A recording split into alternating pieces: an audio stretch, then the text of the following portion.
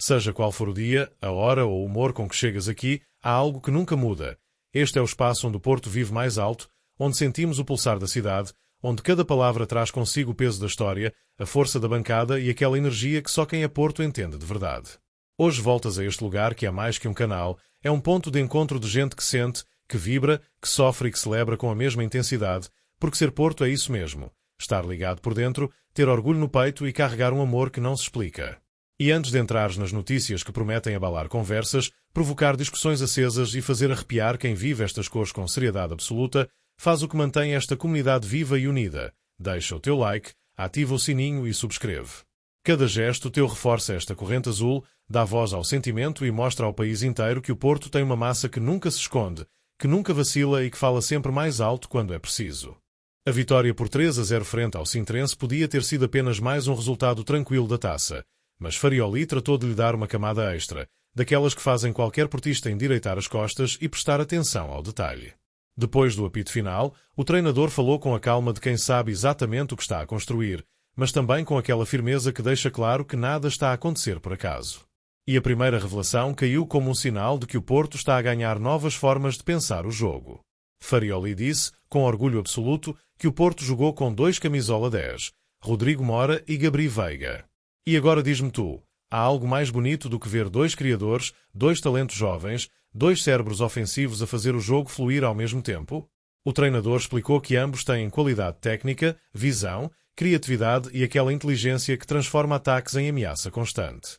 E acrescentou que esta pode, sim, ser uma tática a repetir. Agora pensa comigo, estás a imaginar estes dois a ganhar entrosamento, a somar minutos juntos e a transformar ataques do Porto num festival de imaginação? Só esta ideia já aquece o coração de qualquer portista. E quando ouvimos o treinador dizer que isto pode ser uma solução para explorar mais vezes, o que é que sentimos? Entusiasmo? Esperança? Curiosidade? Tudo ao mesmo tempo? Depois veio a pergunta sobre o segredo da eficácia nos golos.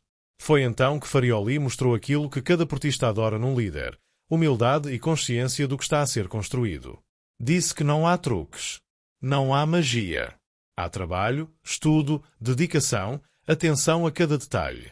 O treinador falou de uma equipa técnica que vive obcecada por preparar cada jogo como se fosse uma final. E contou que os jogadores, no meio de tudo isto, também trazem ideias para travar adversários, também estudam, também ajudam a construir soluções. E tu, ao ouvires isto, não ficas com a sensação de que o Porto está finalmente a funcionar como um só corpo, um só espírito, uma só cabeça virada para o mesmo lado? A verdade é esta. O Porto está a crescer dentro de campo porque está a crescer dentro da cabeça dos jogadores. E essa é sempre a mudança mais poderosa. E quando pensávamos que este pequeno detalhe tático era só um pormenor, percebemos que, afinal, é uma pista do que pode ser o futuro do Porto. Mas acredita, o que vem na próxima notícia vai puxar ainda mais pelo teu coração. Há jogadores que carregam um peso maior do que a idade deixa adivinhar, e Rodrigo Mora é exatamente esse tipo de talento. Jovem, mas com alma de veterano. Discreto fora do campo, mas capaz de incendiar o dragão quando a bola lhe chega aos pés. Depois do 3-0 ao Sintrense, ele falou com a tranquilidade de quem sabe que fez algo especial, mas também com aquela humildade que distingue quem quer crescer muito mais. E a primeira frase que deixou cair já mostrou tudo. Arrisquei o remate de pé esquerdo e foi um bom golo. Agora diz-me tu, não é maravilhoso ver um miúdo com esta maturidade a falar como se marcar um golaço fosse apenas mais um dia de trabalho? Rodrigo contou que trabalha todos os dias finalização com os 2 pés, que insiste no detalhe, que repete movimentos até ao limite. E este ponto levanta uma pergunta que muitos esportistas já fazem em voz alta. Como é que um jogador que ainda está a aprender já consegue decidir jogos com tanta qualidade? Há aqui algo maior. Há talento, claro. Mas há também foco, responsabilidade e vontade de fazer parte da história grande do Porto. E tu, ao ouvires isto, não sentes que este miúdo está destinado a explodir no momento certo? O avançado lembrou que o golo até lhe fez lembrar o que marcou ao Boa Vista na época passada. E foi impossível não sorrir ao ouvir isto, porque poucos jogadores têm o privilégio de dizer que conseguem marcar golos parecidos e de qualidade semelhante. Mas Mora não ficou por aí. Falou do golo ao Braga, falou da forma como trabalha depois do treino, falou da evolução constante que exige de si mesmo. E aqui entra a pergunta que não quer calar. Será que estamos a ver, diante dos nossos olhos, o nascimento de um dos futuros líderes ofensivos do Porto? Depois veio o momento mais emotivo, o regresso à seleção sub-21. Rodrigo disse que é importante vestir a camisola do país, mas que nada se compara a voltar ao Dragão, ao relevado onde sente que pertence, ao estádio onde a alma portista se torna combustível puro. E é aqui que tu tens de responder com sinceridade. Não te arrepia ouvir um jogador dizer que voltar ao Porto é mais especial do que qualquer outra convocatória? Este é um ano de crescimento, de testes, de aprender a lidar com altos e baixos. E Mora sabe isso. Mas sempre que entra, muda o jogo. Sempre que aparece, dá cor ao ataque. Sempre que arrisca, cria perigo. E no meio deste brilho todo, o que vem a seguir vai acender outra chama, e desta vez fora das quatro linhas. Há momentos em que uma simples visita institucional se transforma num sinal poderoso de liderança, afirmação e coragem. E foi exatamente isso que aconteceu quando Vilas Boas apareceu na Casa do Porto de Valdecambra para celebrar o 25º aniversário daquela delegação. O que podia ter sido um momento apenas simbólico transformou-se numa declaração de força, num recado claro ao país do futebol e numa demonstração de que o Porto não anda distraído, não anda adormecido e não anda disposto a aceitar o que tem visto acontecer nas últimas jornadas. E enquanto ouvias as palavras do presidente, não te surgiu aquela pergunta imediata: será que alguém ainda duvida que o Porto voltou a ter voz firme? Logo no arranque, Vilas Boas explicou o encontro com Proença e com os presidentes de Benfica, Sporting e Braga. Afirmou que a reunião foi cordial, mas direta, objetiva e focada numa promessa muito particular: as receitas das apostas internacionais, algo que Proença garantiu na campanha e que os clubes querem finalmente ver esclarecido. Agora pensa comigo, não é exatamente isto que sempre pedimos: firmeza, clareza e exigência nas relações com quem manda no futebol português? Mas não ficou por aí. Vilas Boas falou também do crescimento associativo do Porto, 16 mil novos sócios em apenas 5 meses, e fez questão de relacionar esse crescimento com o esforço das casas do Porto espalhadas pelo país. E esta parte obriga a uma pergunta ao coração de cada portista: não sentes orgulho em ver o Porto crescer quando tantos esperavam que estivéssemos a encolher? Depois, veio o lado desportivo. Vilas Boas falou do regresso à competição, elogiou o compromisso da equipa, a responsabilidade mostrada desde o início da época, o foco, a solidez mental. Disse que há um caminho longo até aos títulos, mas que a equipa está onde deve estar, junta, concentrada e faminta. E ao ouvires isto, não sentes aquele arrepio bom de confiança e de esperança? Não dá a sensação de que estamos a construir algo forte, sólido e duradouro? Mas o momento mais forte chegou quando o tema foi arbitragem. Vilas Boas foi claro: o Porto sente falta de critérios uniformes, sente falta de transparência, sente que há mensagens a serem empurradas para a opinião pública através de analistas que deviam ser imparciais. E aqui entra a pergunta que ecoa no Dragão inteiro: até quando o Porto vai ser obrigado a lidar com arbitragens que não tratam todos por igual?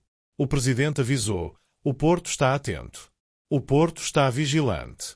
O Porto está preparado para reagir.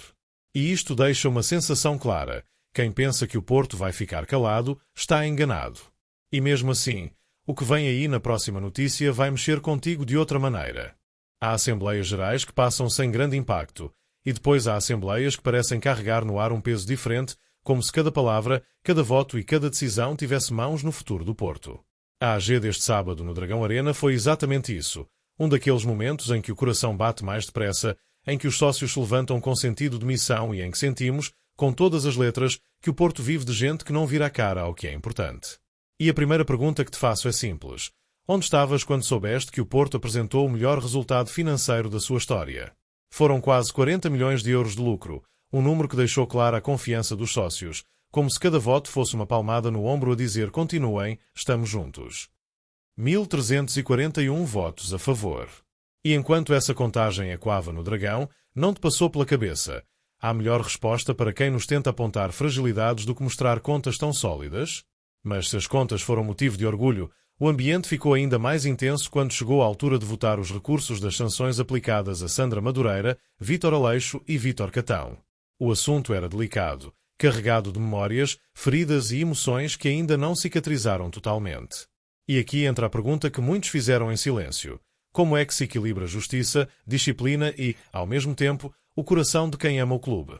A votação aconteceu, os resultados foram anunciados ainda durante o jogo com o Sintrense e o Dragão sentiu esse peso a pairar no ar. Mais do que decidir punições, decidiu-se a mensagem que o Porto quer passar daqui para a frente: responsabilidade, clareza e respeito. E tu, ao ouvires tudo isto, não te perguntaste: será que esta decisão vai unir mais o clube? Ou será que ainda vai haver feridas a tratar? No meio desta tempestade emocional, houve também um gesto simbólico que marcou o dia: o voto de confiança à mesa da Assembleia Geral, aprovado por unanimidade. E é aqui que tens de refletir. Há maior prova de união do que ver os sócios dizerem, todos juntos, que acreditam na liderança que guia estes processos. A AG começou ao início do dia, mas muitos ficaram até às 19 horas, garantindo voto até ao último minuto, literalmente à porta do jogo. Isto levanta outra pergunta direta para ti. Não é isto que diferencia o Porto? Um clube onde os sócios não fogem ao debate, não fogem à responsabilidade e não fogem ao que é preciso decidir? O que ficou claro neste dia? Que o Porto pensa, discute, decide e segue em frente, sempre com a cabeça quente de paixão, mas com o coração cheio de responsabilidade. E o que vem na última notícia vai fazer muita gente falar. Há decisões que caem como um peso gigante no coração do clube, há momentos que deixam a sala silenciosa e há votos que, mesmo quando parecem definitivos, carregam sempre uma porta entreaberta para o futuro. A expulsão de Sandra Madureira foi um desses momentos, intenso, delicado, emocional, discutido como só os temas grandes do Porto conseguem ser. E a primeira pergunta que te faço é inevitável. Quando ouviste o resultado, o que sentiste? Alívio? Tristeza? Inquietação? A verdade é que, depois da votação na Assembleia Geral, Sandra Madureira viu a sanção ser confirmada. Mas os estatutos do Porto deixaram claro algo que mudou totalmente o tom da discussão. A pena pode ser revista. Sim, leste bem. Existe um mecanismo para a análise futura, desde que sejam apresentados novos factos dentro do próximo ano. E aqui surge a pergunta que já está a dividir opiniões entre os portistas. Achaste justa esta possibilidade de revisão? Ou achas que a decisão devia ser definitiva? Segundo o artigo 40º dos Estatutos, a expulsão pode ser reavaliada caso surjam elementos que não puderam ser considerados no processo disciplinar original. E é o Conselho Fiscal e Disciplinar que decide se o pedido avança ou não. Ou seja, a porta não está totalmente fechada. Está entreaberta, e isso abre espaço para sentimentos misturados dentro da massa associativa. Agora diz-me tu, com sinceridade, és da opinião que essa porta deve continuar aberta? Ou achas que isso só prolonga feridas que tardam em sarar? As palavras de António Tavares, presidente da mesa da AG, deixaram ainda mais claro que o tema não está encerrado dentro do coração do clube. Disse que não existem penas perpétuas e que acredita na dignidade das pessoas, insinuando que, no futuro, tudo pode ser visto com outros olhos. E esta frase levanta outra pergunta gigante. Acreditas que o tempo vai acalmar os ânimos e permitir outro desfecho? Ou achas que esta marca vai durar anos? No meio de tudo isto, há algo que ninguém pode ignorar. Esta decisão toca em fibras sensíveis do universo portista. Há quem veja justiça. Há quem veja dor. Há quem veja oportunidade de reconciliação. Há quem veja uma linha dura necessária. E enquanto estas opiniões se cruzam, uma questão paira no ar, talvez a mais importante de todas. Que tipo de Porto queremos ser quando se trata de punir, perdoar e reavaliar? Um Porto firme e implacável? Ou um Porto que acredita em segundas oportunidades? O que ficou claro é que este tema não terminou na AG. Vai continuar a ser falado, analisado, discutido, e tu vais fazer parte dessa conversa.